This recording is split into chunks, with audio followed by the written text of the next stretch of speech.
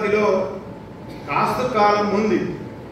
ఆ కాస్తు కాలంలో ఈ యొక్క అడవి హక్కులు ఏదైతే ఎస్సీ ఎస్టీ బీసీ మైనారిటీ సోదరులు ఎవరైతే కోడుమూలు చేస్తూ ఉన్నారో ఈ కాస్తు కాలంలో చేస్తే బాగుంటుందని చెప్పేసి కూడా మీ ద్వారా నేను కోరుతా ఉన్నాను. ఎందుకంటే చాలా మంది బీద గిరిజనులే కాదు, మా దగ్గర నాన్ ట్రైబల్స్ కూడా తిండికి దిక్కులేని పరిస్థితిలో నాన్ ట్రైబల్స్ కూడా మా కాన్స్టిట్యూన్సీ లో ఉన్నారు. ట్రైబల్సే కాదు, ట్రైబల్స్ తో పాటు నాన్ ట్రైబల్స్ కూడా ఉన్నారు. కాబట్టి వాళ్ళకు కూడా ఆదుకోవాల్సిన బాధ్యత మన అందరిపైన ఉంది. కాబట్టి ఖచ్చితంగా ఈ ఏదైతే భూములు ఉన్నాయో సంబంధిత అధికారులు మనకు సహకరిస్తా ఉన్నా కానీ ఇంకొంత కూడా ముందుకు అడిగేసి సహకరించాలని చెప్పేసి కూడా మీ ద్వారా అధికారులను కూడా మనం కోరుతా ఉన్నాం. అదేవిధంగా ఇందిరమ్మ హౌజెస్ ఏదైతే మనము మంజూరు చేస్తా ఉన్నాం, ప్రభుత్వం ప్రకటిస్తూ ఉంది ఉచితంగా ఇసుక సప్లై చేస్తామని చెప్పేసి ప్రకటిస్తూ ఉన్నారు.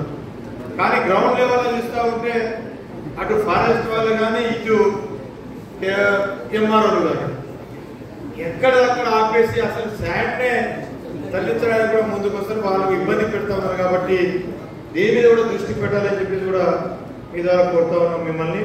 అదేవిధంగా ముఖ్యంగా సార్ ఇది రుణాల మాఫీ విషయం చిన్న ఏమనుకోవద్దు. రుణాల మాఫీ అయిందని మనం చెప్తా ఉన్నాం. కానీ నా నియోజకవర్గంలో దాదాపు 64,000 మంది రైతులు ఉన్నారు. వాళ్ళలో సగం 32,000 మందికి మాత్రమే రుణాల మాఫీ అయింది. మిగతా ఇంకా 32,000 మందికి రుణాల మాఫీ కావాలి.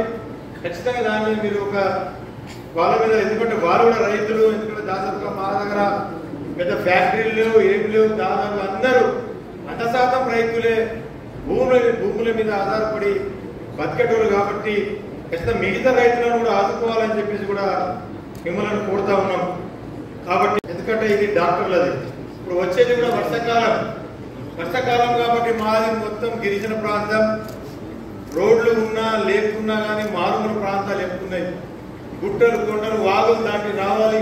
కొన్ని గ్రామాల్లో రోడ్లు ఉన్నాయి, కొన్ని గ్రామాల్లో రోడ్లు ఇప్పటికీ లేవు. కాబట్టి సార్ మీ ద్వారా కోరేది ఏంటంటే డాక్టర్ల సమస్య ఎక్కువ ఉంది మా దగ్గర. ఉన్నటువంటి నియోజకవర్గంలో ఒకటే ఒక ఆసుపత్రి, బోత్లో ఒక ఆసుపత్రి ఉంది, 50 పడకల ఆసుపత్రి.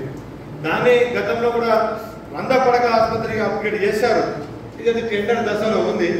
కాకపోతే ఇప్పుడు ఉన్నటువంటి ఆసుపత్రి ఉన్నటువంటి 2 డాక్టర్లు, ఏదైతే మెయిన్ డాక్టర్ ఎవరైతే ఉన్నారో ఆయన మొన్న డిప్యూటేషన్ రద్దు చేసి ఉట్నూరుకు పంపడం జరిగింది. సార్ ఇది చాలా నోట్ చేసుకోవాలి డాక్టర్ల సమస్య. ఎందుకంటే రేపటి రోజు ఏదైనా సమస్య వచ్చినా కానీ ఎవరైనా గిరిజనులు కానీ ఇతర యాండ్రాయిడ్ ఎవరైనా చనిపోయినా కానీ మనకు గవర్నమెంట్కి చెడ్డ పేరు వచ్చే అవకాశం ఉంది. కాబట్టి ఆ డాక్టర్ ఎవరైతే డాక్టర్ను డిప్యూటేషన్ రద్దు చేశారో మరి ఆ డాక్టర్లు రీవ్వండి. ఎందుకంటే డాక్టర్లు పనిచేయడమే గొప్ప సార్.